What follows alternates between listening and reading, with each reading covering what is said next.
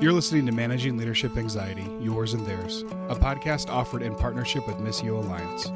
Each episode, we discuss internal and relational pressures, how they block effective leadership, and how we can move through them to a greater health. And now your host, Steve Cuss. All right, friends. Hey, let me get right to it today. I've just got a delightful guest. It's somebody that I haven't spent nearly enough time with, but when I do, I just always want to spend more time. Mandy Smith. Mandy's a fellow Aussie. She's like a sister to me. And there is something that happens when Aussies get together, especially expat Aussies, which Mandy and I both were living in the States for so long. Just this shorthand and this feeling of homesickness. So many of you know Mandy because of her work with Missio Alliance. She's a pastor and author. A couple of years ago, Mandy wrote a book called The Vulnerable Pastor that was just amazing, where she opened up about how to use vulnerability in ministry as not as a tool, but just as a way of being. And Mandy's most recent book is Unfettered. I've got it right here in front of me. Imagining a childlike faith beyond the baggage of Western culture. And I had the great privilege of getting an early copy of the book. Mandy was kind enough to ask me to endorse it. And what I said about Mandy, I guess I'll just say it to you, is Mandy is a pastor artist, as well as a theologian, but we just don't have enough imaginative pastors nowadays. And that's what I think of when I think of you, Mandy. So welcome again to the MLA podcast. Wow, what an introduction. It's so good to be with you. And the feeling's mutual. I really enjoy hanging out with you two and wish we could do it in person. Well, you and Jamie, your husband, you've made it harder because you moved back home since last time we chatted. Yeah, sorry about that. We weren't moving in the direction of being together. So, yeah, we are now in Brisbane, Australia. So not something I would recommend doing during a global pandemic to move internationally, but we did it and now we're here. So now we've just got to get you back here. Yeah, which I'm working on actively for sure. Yeah, Mandy, you're a pastor. Jamie, your husband's a theologian. Mm-hmm. You spent many years ministering and teaching in the United States. Mm-hmm. I know when I go home, obviously I'm from Perth, it's such a surreal experience to be back in the place of my childhood. What's it like for you being back in Queensland? Yeah, it's very strange. I want to have a word for the opposite of grief. As much as we are grieving the things that we've left behind in the US, including our daughter and so many friends. But we've also gained some things, and some of them are things that I had forgotten I'd lost because I left here so long ago. And there'll be a moment where I'll just turn a corner and smell something that I had forgotten, and it might literally be something that I haven't smelled since I was 10. And I'm just flooded. Just the way that grief can kind of hit you with a smell or a sound.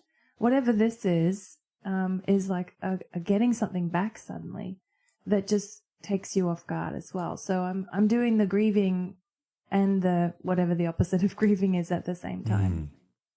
It is a rich experience. Some of my most powerful experiences when I first land in Perth is how noisy the birds are. Oh my goodness, we were just talking about this. We cannot sleep past 5:30 in the morning, and I literally the other night was thinking, it was like 10:30 in the night, and I was going to bed, and I was like, I seriously cannot be up this late anymore, and it was entirely because of the birds. Yeah, they are really a presence. It's delightful. It's this magical, alive sound. There's so many different sounds happening at once that it's like listening to an orchestra where you can like choose to just listen to the oboes and then you can choose to listen to the horns or whatever. Like I do that with the birds sometimes and there's just so many timbres happening at the same time. It's beautiful. But when you want to sleep, sometimes not so much. Yeah. Well, you've pastored in the United States in the Midwest for many years. In our movement of churches, I think you were the only female lead pastor, if I remember right. Yep. There might have been one other. Yeah.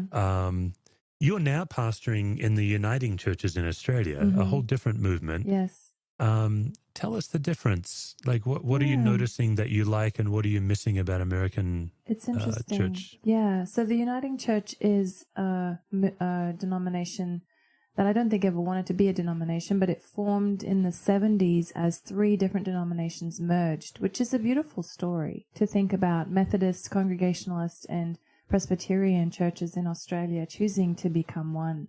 And there's a lot of different traditions and histories there that, and so the language around that is just such an inspiring vision of what it looks like to be together in difference, which I think is really one of my favorite things. I think that's where most of our really transformative moments come, is when we are in the discomfort of being with others who claim Jesus and who we don't like very much, or we don't understand very much.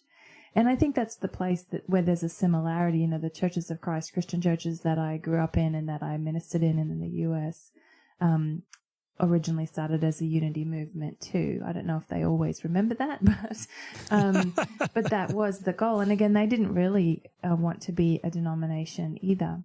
And I think one of the biggest differences that I'm noticing between the two experiences is that the Christian churches in the US are independent, and in some ways that's one of the reasons why I kind of flew under the radar, that while they don't generally ordain women for ministry, each congregation chooses its own leadership, and so my congregation chose me, and that's how I got to ordination, instead of the top-down kind of denominational ordination process that a lot of people have. But I can see very starkly the difference between having the denominational structure versus not, and there were some ways in which that Christian church context I was in a very independent congregation, it was exciting because we could really choose for ourselves what we were going to be, and we could turn and make changes quite simply. But at the same time, there wasn't any support. If we didn't have enough money, we closed. If we didn't have enough people, it was like there was nothing past us that was a support structure. And so I'm encouraged here by the fact that I have so many peers in the denomination and so many folks from the presbytery and the synod who are providing resources and relationship and encouragement. And at the same time, it means things just take longer, and there are more procedures that I have to know about and adhere to. So there's good and bad in both contexts, I guess. Yeah, one of the big surprises to me when I came to the United States was how closely aligned the kinds of churches I was familiar with was with right-wing politics. Mm. And I'm pretty rusty on Australian Christianity. It's obviously been a long time, but when I left it in the 90s, it was more aligned with left-wing political leanings. What's your take on that? I mean, why not just open a big old can of worms? Myself. Yeah.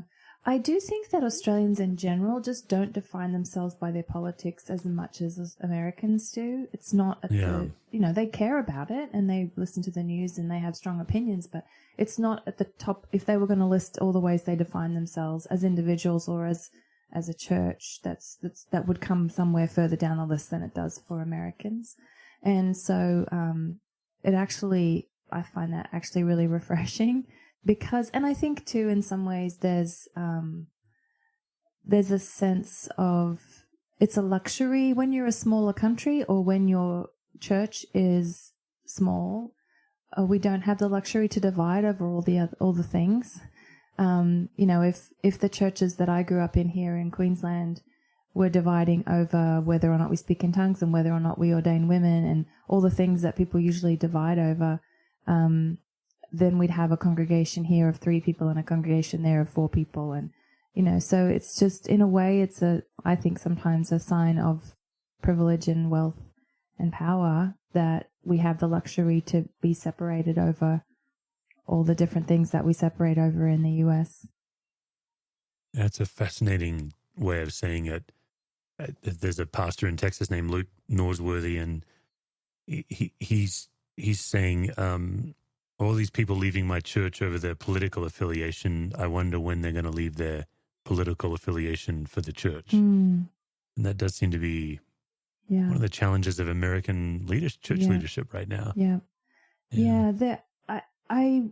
It's only after being out of that context that I'm realizing how hard it became to preach in the US, because there are some ruts in our thinking that I think have been shaped by kind of polarizing media, that once you start talking about anything that sounds a bit like those ruts, suddenly people are in those ruts, and And if you want to talk about something that's a little bit like the conversation that's happening in the media, but isn't defined by that, you have to spend so much time saying, well, I'm not saying this, and I'm not saying this, and I'm not saying that. And it's exhausting.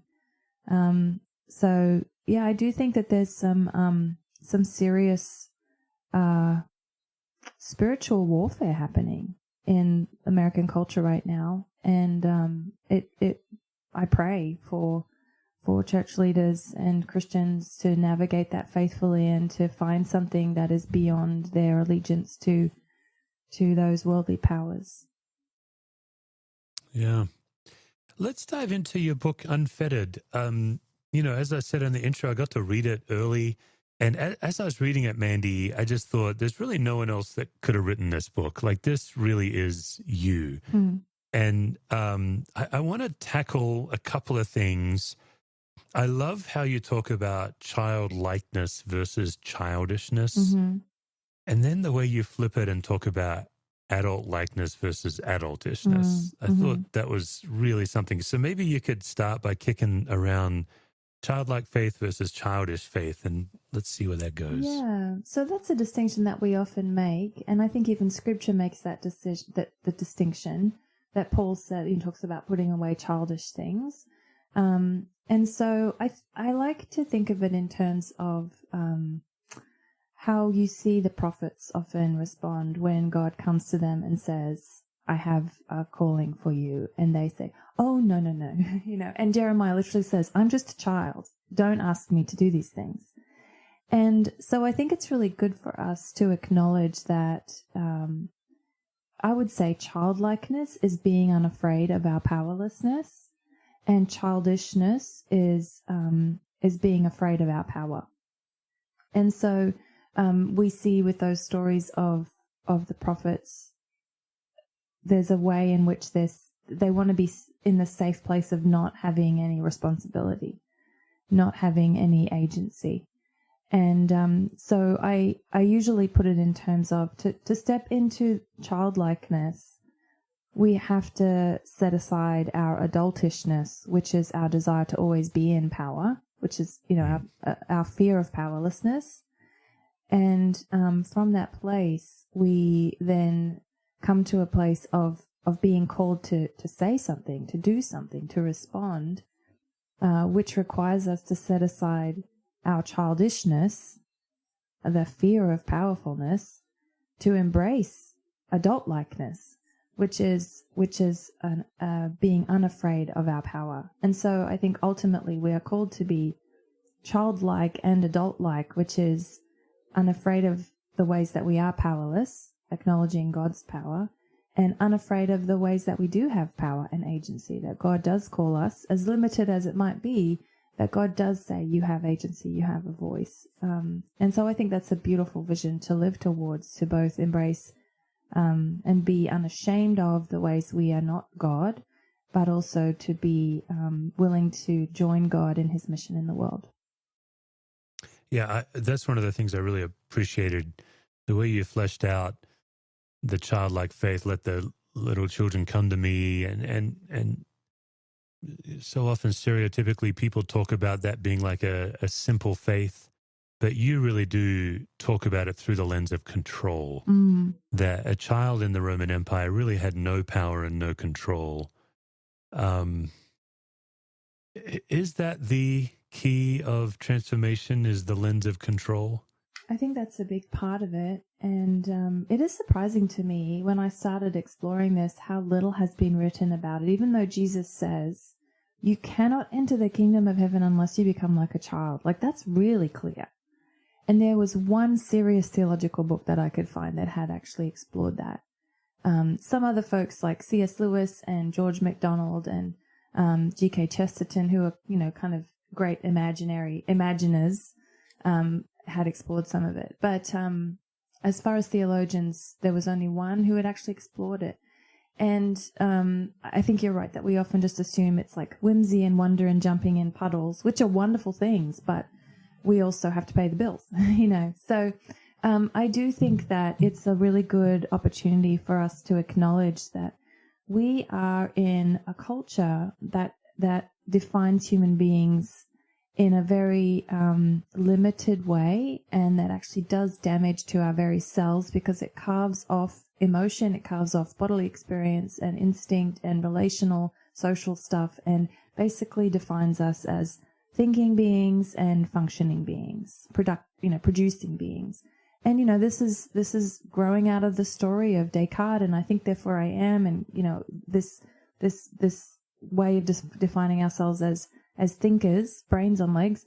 And then, the Industrial Revolution sees us as kind of cogs in the machine. We're robots to function and get stuff done. And we see that in the pressure that we put on ourselves for productivity. And the funny thing is, when I mention this, and I'm the same. I'm not immune to this cultural reality that we've all been steeped in and educated in our whole lives. When I say this is a problem, that we define ourselves by the I think therefore I am and I do therefore I am kinds of habits, it's interesting because then I hear people say, this is true, we need to think about that so we can fix it. Like there's a way that we need detox from even these habits of control.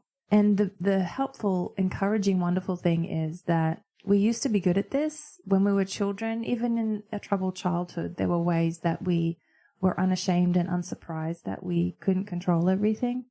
And there were ways that we were open to the world with our senses, as whole beings, with senses and thoughts and emotions and feelings and intellect and relational parts of ourselves. And so I think it really was about being comfortable being human.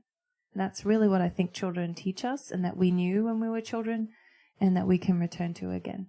Yeah, it's actually, I think, the beautiful vision you're calling us to is an embodied humanity. Mm-hmm. I love how, you say that we're brains on legs. It's disturbingly true. One of your antidotes has been to become a rabid, unashamed dancer. Tell us about that journey. I don't know about unashamed. That's the goal. Yeah, I mean, so many times when I'm just anxious or overwhelmed, I'm a really deep feeler and I'm just always overwhelmed. And I find myself trying to fix it by just calming myself down by thinking certain things. And there are times when your body just needs to release something, And so I remember the Lord just kind of prompting me with this strange sentence, dance for the healing to come. And that has taken on so many layers as I have danced out of obedience, which is a very awkward kind of dance, But after a while, if there's actually a real hesitation. There's a real kind of adultish, oh, you're too grown up for this, or you'll look foolish, or you'll feel dumb, or, like even if you're just dancing in your pajamas by yourself at home, there's all these things in us that want to keep control and worry that we'll be disappointed or worry that we'll look foolish. And so much of that is this false self in us. Yeah. And so it was this tiny little snapshot of my whole life, really, of like, if I can't even jump around the room in my pajamas by myself without all of this baggage about body image and my need to please people and my need to feel in control. And like, it was actually a really great snapshot and a great opportunity. And I remember one particular moment in one song, dancing by myself in my pajamas at home. And in the course of the one song, there was a moment where I just felt this, like I felt a little jiggling going on. And there was this like shame about my body image. And then there was a moment where one of the moves might have looked a little bit suggestive. And there was this like, oh, don't be that woman who's inappropriate, And then there was this also moment where I was just kind of losing myself and feeling a little bit of joy bubbling up. And there was this sense of like, oh, well, now you're that kind of childish person. Nobody's going to take you seriously as a lead pastor because you're goofing around in the lounge room by yourself. And I just, like, there was a spiritual warfare, I think, that was going on of like all these accusations of you need to look like this and you need to perform like this and you need to have this kind of regard from other people before you can ever fulfill your calling. And it was just such a wake-up moment where I just thought, like, when my children were just jumping around in the lounge room by themselves when they were little, as a parent looking on them, there was no part of me that was like, oh, that's a bit too much jiggling happening here. Or, you need to like protect the way that you project yourself to the world, or you need to be in control of yourself.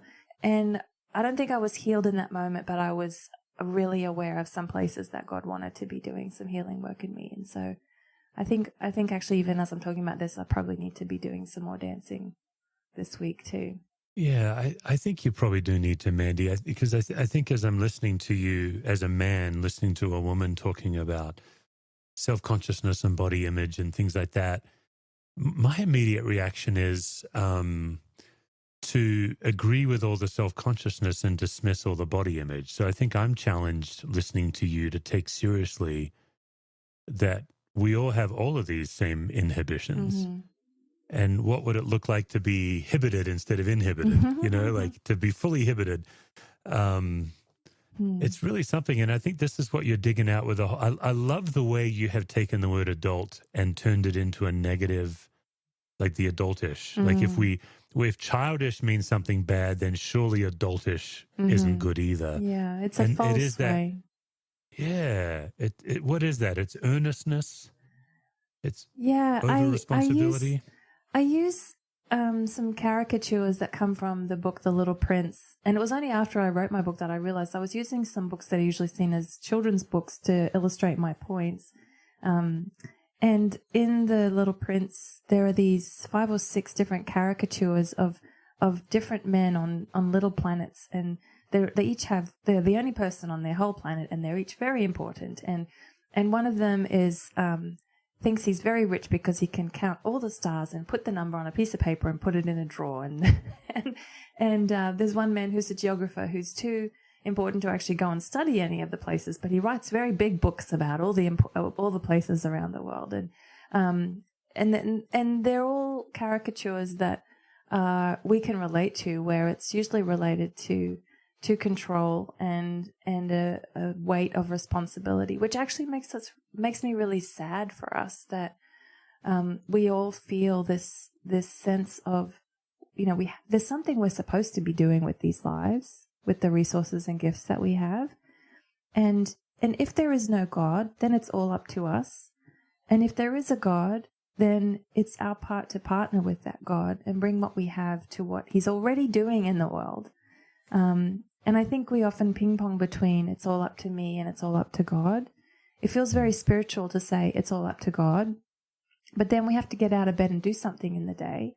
And so then we jump straight back into, oh, well, then it's all up to me. Yeah. And so we're just going back and forth constantly between those two things.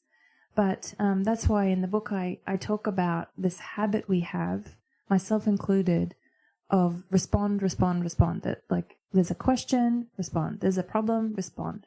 And I see this in church councils and elder boards as much as I see it in the rest of the world, sadly. It's still this kind of atheism of it's all up to us.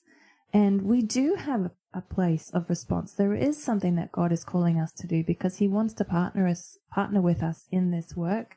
But the order is what's important. And so, just like Jesus says, come to me all you who are weary and heavy laden, and I will give you rest. And take my yoke upon you. Like there's this resting and then there's this responding. And so I put it, instead of just respond, the rhythm is rest, receive, respond. And the resting might be go on sabbatical for 6 weeks, or it might be just in this moment of crisis, which I know this is big with what you write about as well. To be this non-anxious presence means to disengage for just a second, to remember, oh, there is a God who is beyond me, who is carrying this church, who is carrying this home, who is carrying this world, who cares about it more than I do, who wants to invite me into it and give me a part to play.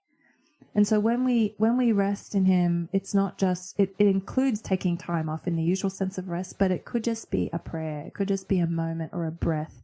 And every single time that I've been in elders meeting where it's really stressful and we just really cannot see a way forward, and someone says, can we just stop and pray? Yeah. Read a passage of scripture. Something always breaks in. Something always changes. It may not be, and we have to rest even from our agenda and from what it is we want God to give us in that moment, to receive what he actually brings, which may just be it doesn't have to happen today, or God is holding us, or it might be a memory of a time in the past where he has provided in an unexpected way, or it might actually be the answer that we're looking for that comes in that moment.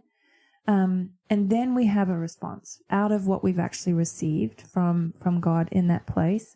But it's very hard to get out of our habit of desperately striving in our own strength. And I actually just, there's an image that's coming to mind that I know your listeners can't see, but maybe I can share a picture of it with you if you want to add it to the show notes. But I think what I'd prefer to do is just enjoy it for myself and withhold it from okay, my well, people. that's fine too.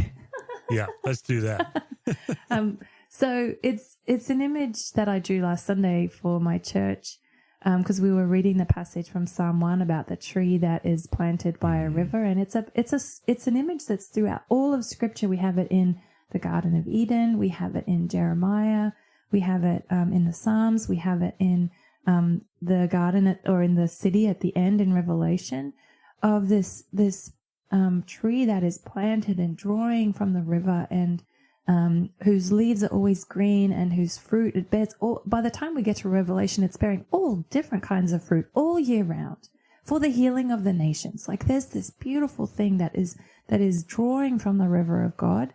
And so I drew kind of the opposite of that, or if you could imagine a tree that its roots come back into itself and its branches come back into itself, that is seeing itself as the source of everything it needs. And it's a closed system, and it's very sad, actually. It's kind of beautiful and poignant and sad at the same time. But a tree would never do that. And if it did, we know it wouldn't live very long, and it certainly wouldn't bear fruit.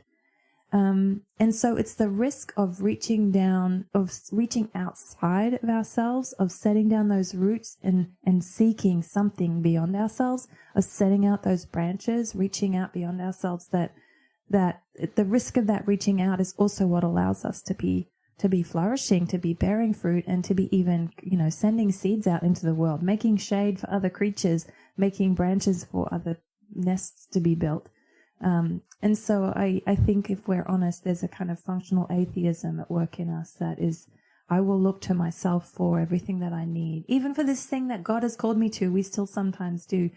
We do things in God's name, but not in God's power. And so what does it look like to actually really stretch ourselves and to be able to grow those capacities that recognize those instincts and those habits and postures in ourselves and stop to say, different postures needed here. Yeah, I think, you've said a lot just then, the whole vision of Jesus saying, my yoke is easy. I think there's a lot of faith leaders who, if they were honest, would say it sure doesn't feel easy. It feels like a lot of pressure. Yeah. And you really are inviting us to an awareness that I just think none of us really have on a regular basis. Like as I was listening to you talk about being in an elders meeting and pausing to pray or hear the word, what was going through my mind, Mandy, was oftentimes the problem is there that I've actually disconnected from myself. That I have a way of believing about Christianity that I should be selfless, and I've misinterpreted that to mean to be unaware of what's going on in me. Even before we hit record, I was just catching up on the intensity of my life right now with leadership transition and everything, and I don't quite know what I feel. Mm-hmm. What are a couple of techniques that you use? Like you've described yourself as having all these feelings. You're kind of surrounded by your feelings. What are one or two techniques you use to help locate how you're doing in any given moment? Wow. Yeah, I'm always overwhelmed. And the problem is I have really good instincts, but they don't usually come in the form of words right away. And so, on a personal level, oftentimes that means creating something out of the emotion, and then I can describe, so making art or oftentimes lately I've been doing collage, so that I make something out of the emotion. I let the emotion take on another form that's not necessarily verbal, and then I can describe the picture to you, and that helps me then figure out words. So on a personal level, that's often super duper helpful.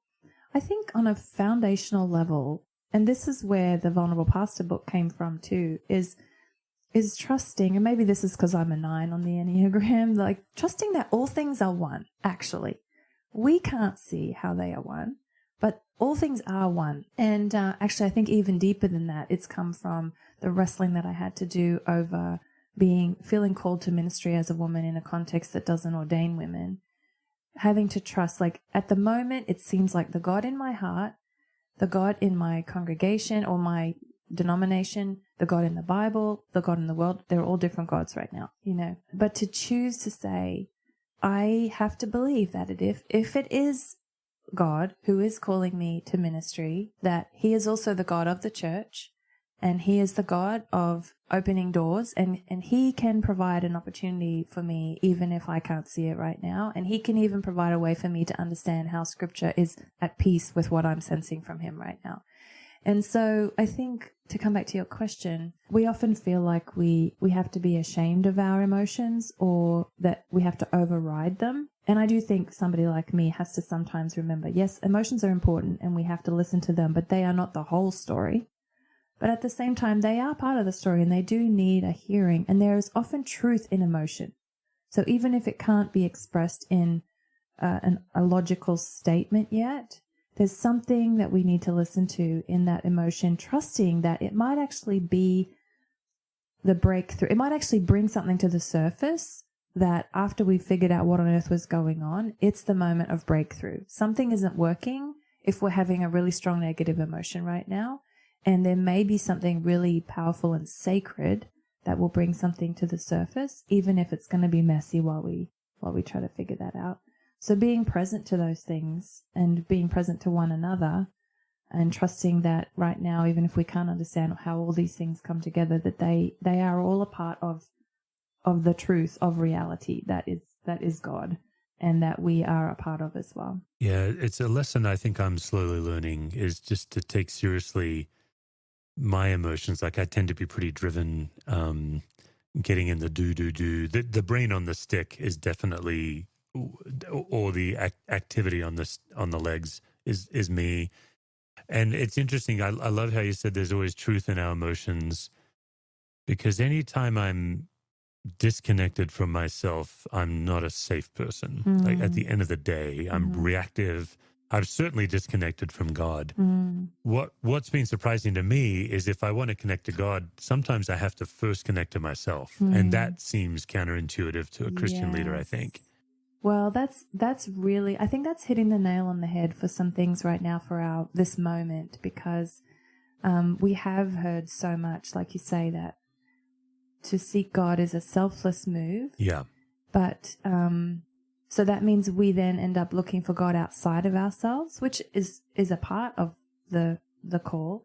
But if the Holy Spirit is in our very bodies, then there is something, in a way, I think we would prefer the comfort of God just being out there. It's actually kind of icky or a little too close for comfort to think, and he's also right here. Yeah. And where is the passage? Is it in Hebrews? Oh, no, it might be in, I think it's in 2 Corinthians, where Paul's talking about we have this treasure in jars of clay. Before that, he's talking about Moses. And Moses, we would all think, like, that's amazing. Moses got to see God, and Moses got to have these like tangible tablets in his hand. And that sounds really great to us. That was really real. And yet the passage is actually talking about how Moses, sure, he came down from the mountain with tangible tablets and his face was glowing, from the presence of God, but that glow faded. He had to have a veil over his face to show that, so that people wouldn't see the radiance fading. And where are the tablets now? And then he says, but we have the very Spirit of God in our very selves, and it is an unfading treasure. It's never to pass away.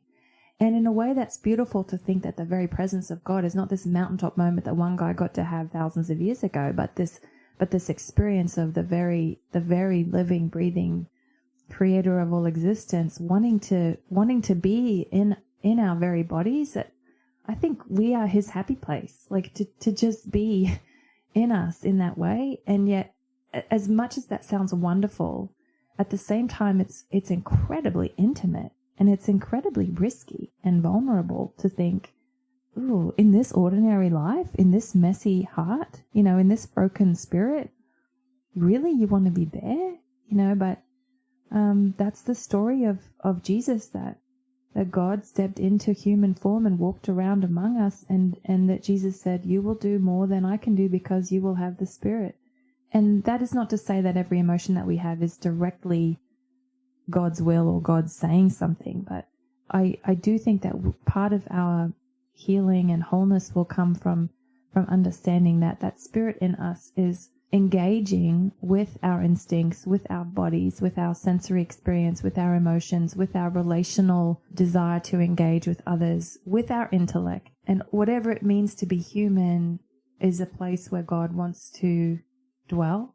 And I think Jesus was actually more comfortable being human than we are, that we are just not really always comfortable knowing how to let God dwell in all those parts of ourselves. Yeah, I was raised outside the church, and I became a follower of Christ when I was 14. I don't think I experienced the unconditional love of Christ till I was 21. I still remember it. And I think the way I know it is because of how painful it was before it was wonderful. Like the journey to being enveloped in the love of God, I think the way you talk about being adultish, that was the problem. It was control, it was resistance, it was protective layers around my heart. And I think when you said kind of the freakish idea that God is in us and that it wigs us out a bit, I think it is because being fully known and fully seen, just we don't fundamentally believe that means we're then therefore fully loved. I think it means we're fully threatened at first. There's no question there, but I'm going to leave that as a hanging chad between us if there's anything you want to say. I would just say amen to that. Yeah. Well, Mandy, while you're amening, let me read you a quote from G.K. Chesterton. I blame you because you brought him up first. I think in all my years of preaching, this is my all-time favorite quote. I think I already know what it's going to be. Yeah, okay. Well, I'd like to read it and get your reaction to it. Really what's going on is if my congregation was listening right now, they'd say, oh, he just looks for any excuse to share this quote. Like that's really... But it would just be neat to... get your take on it. So here it is, Chesterton. Because children have a bounding vitality, because they're in spirit fierce and free, therefore they want things repeated and unchanged. They always say, do it again. And the grown-up person does it again until he's nearly dead. The grown-up people are not strong enough to exult in monotony. But perhaps God is strong enough to exult in monotony.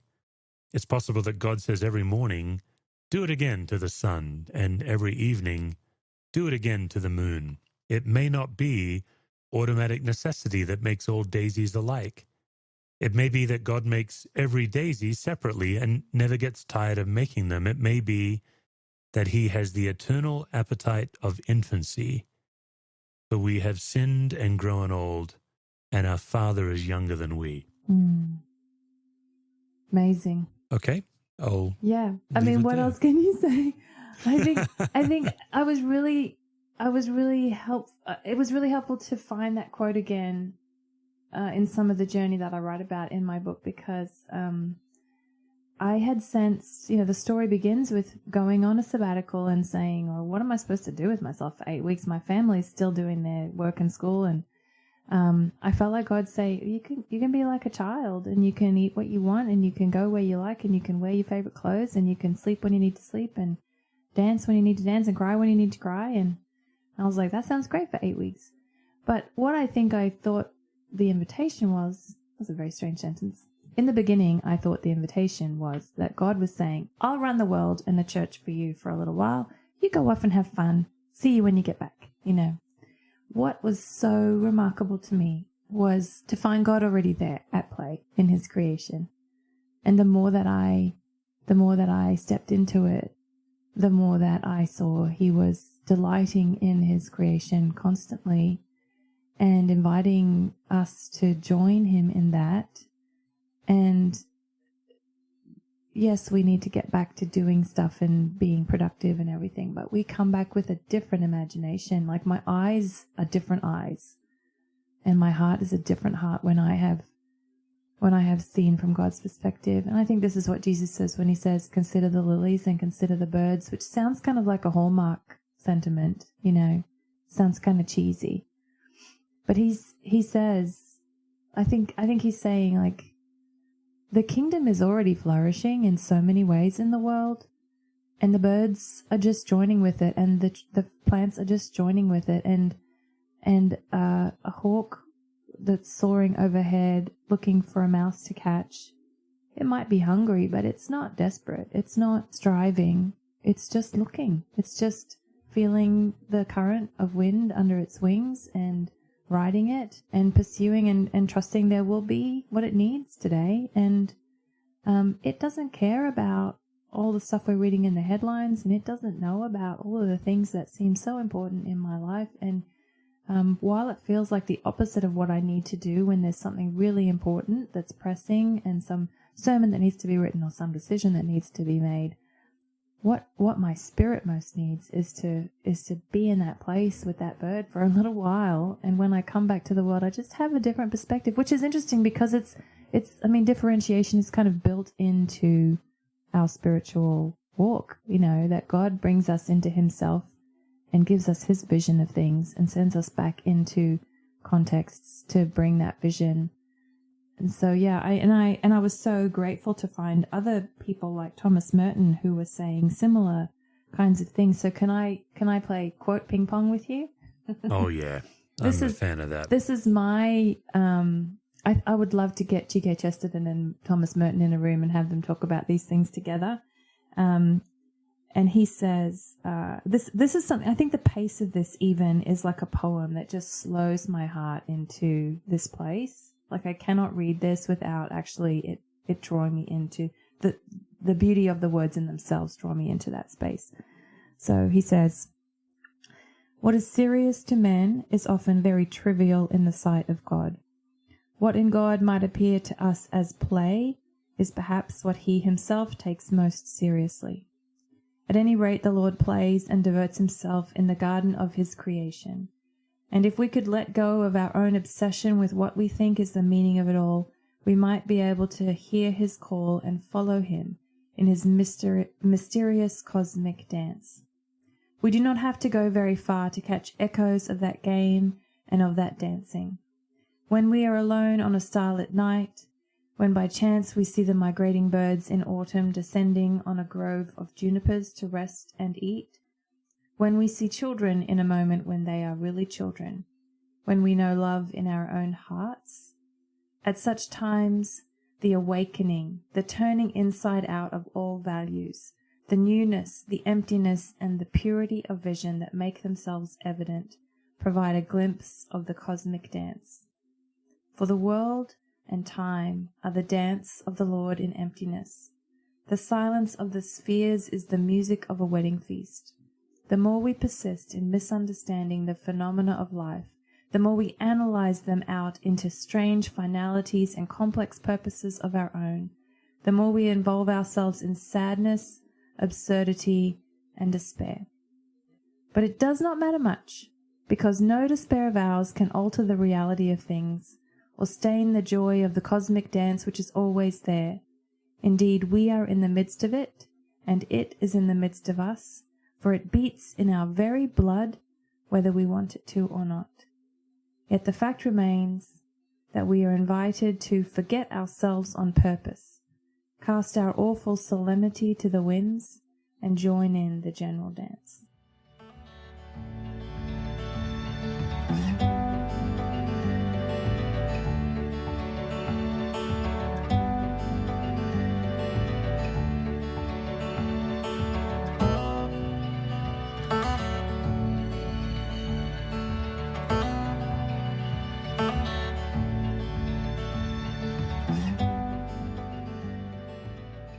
Well, Mandy, you've been on this show before. You're one of my dear returning guests. And I got to confess, I was really surprised that the gauntlet of anxiety questions intimidated you so much you decided to travel 10,000 miles away. I mean, you can't escape it.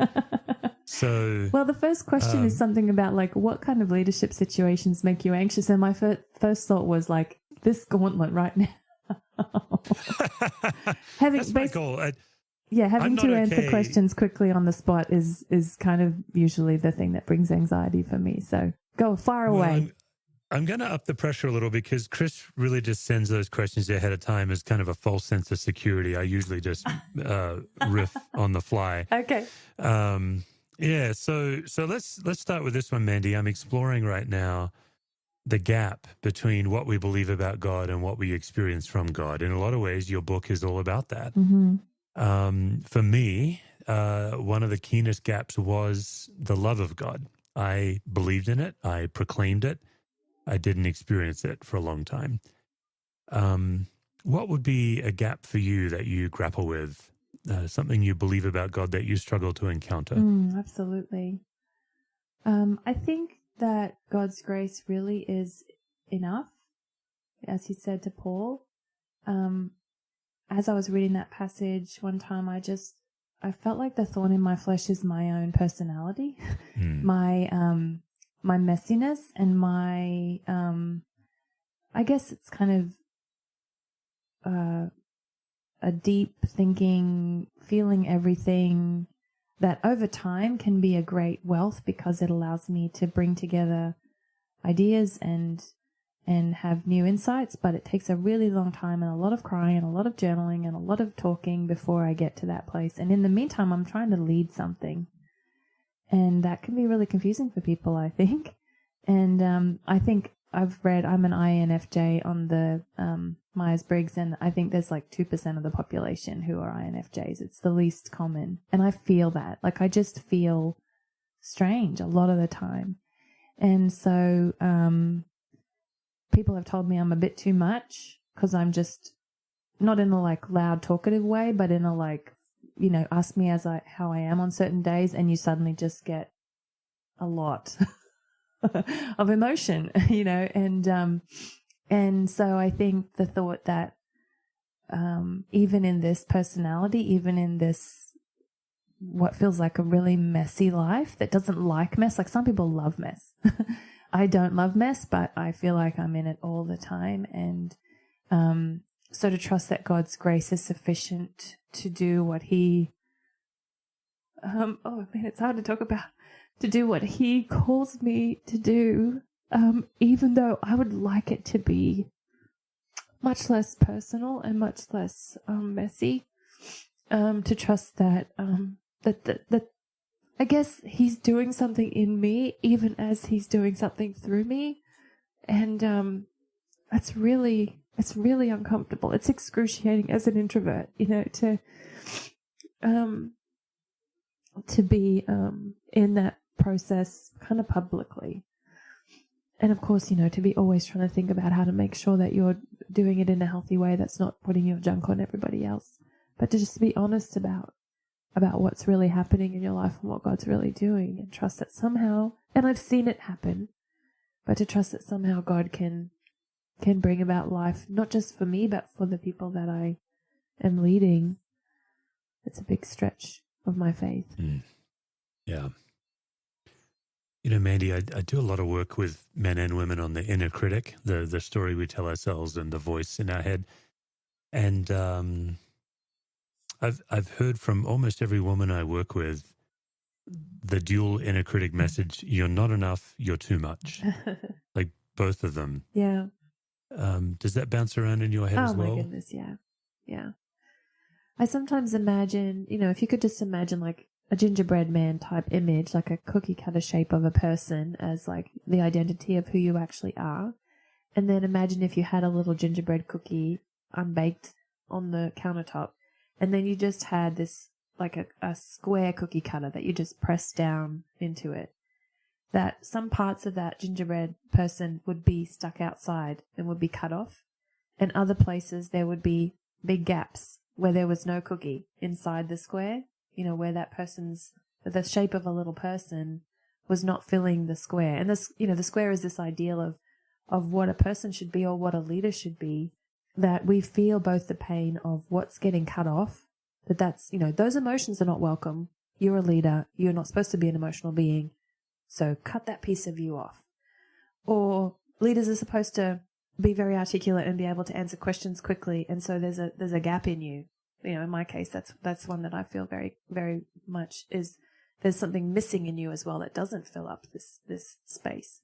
And it's really painful for us regardless of what gender we are, I think. But oftentimes the model that we're being compared to is not one that was made for us or by us or, you know, with our personality or our gender in mind. And so it's an unkind assessment that we all, I think, feel. Yeah. I think I'm spending a lot of my time nowadays convincing leaders that all God ever wanted was for them to be exactly human-sized. What would be a helpful tool that you reach for to remember that being exactly human is exactly what God wants? Yeah.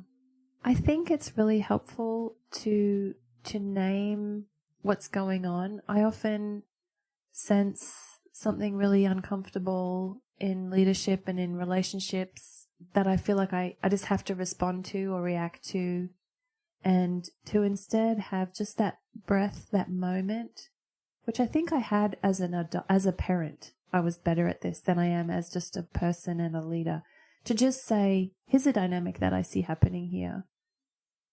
Let's name that. We don't have to fix it. We don't have to react to it. Let's just name, this is really hard right now. or we need some time. Or, you know, to even name, like, if somebody is critiquing or accusing me, my first response is to just react to it, but to stop and say, hang on a second, let's just talk about the tone here. Let's change the tone of this conversation for a second. Just to give everybody in the room a breath. And I read, I'm trying to remember who it was. I think it might have been Peter Steinke, who also does some stuff with, family systems. And he says, the person who can name reality without casting blame will emerge as the leader. And I think that's a value for me that I think is really high. And oftentimes when you're able to do that, it's a gift to everyone in the room, especially if you do it without casting blame. There have been times when I've had to be had that opportunity with talking about gender, where instead of just reacting to the pain in the room, to just stop and name, like, oh, can we just take a breath? This is painful. This is hard. We don't understand one another right now. God has created each of us in the bodies and with the genders that we have, and there must be a way forward. Let's just take a breath, you know. I'm not always good at it, especially when I'm really close to the crisis, but that seems to be helpful when it happens. Yeah. And the final question, when recently in your life have you felt most fully and completely loved? I think it's in moments where I don't have to explain myself to people, where they just get me. And when someone else can help me do the work that I'm always doing and trying to understand what's going on in me, and someone else can say, I see it and it's okay. And, you know, maybe this is what you need right now, instead of me feeling the pressure to explain myself and do all the work myself. Because I feel like I do a lot of that work for other people, kind of, maybe it's not always healthy, but like trying to understand them and trying to give them space and it's a kind of a hospitality in your own heart, I think, to just let them be in a mess for a little bit. And I really need spaces like that. And recently I was just not having a great day. And, you know, when things are hard in your work, it's really tempting to just dig in deeper and chain yourself to your desk and not step up until you've fixed all the problems. And my husband, Jamie, just said, I think you need a bike ride. And he actually put aside his work and he had to stay up late that night to get his work done, to get on the tandem. We have a tandem, which is like, as soon as I sit on that thing, I just feel like I'm on vacation right away. It's just so good. And it makes me happy. It just makes me smile to just sit on that thing. And it might help that he's a really good cyclist and he's much stronger than me. And I'm just like on for the ride, really. So we can go really fast, much faster than I can go on my own bike. And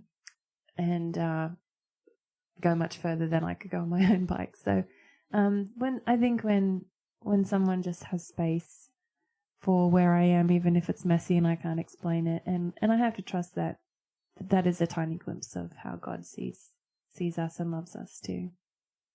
Mandy Smith is the author of several works. The most recent is Unfettered. there are a handful of, I think, books and thinkers that are helping us navigate COVID, so to force us to not go back to the way things were. It's not like we loved it before, let's be honest. Mandy's one of them. So, Mandy, thank you so much for joining me today. Oh, it's been so much fun. Thank you for making the time. For more resources, visit stevecusswords.com or missioalliance.org.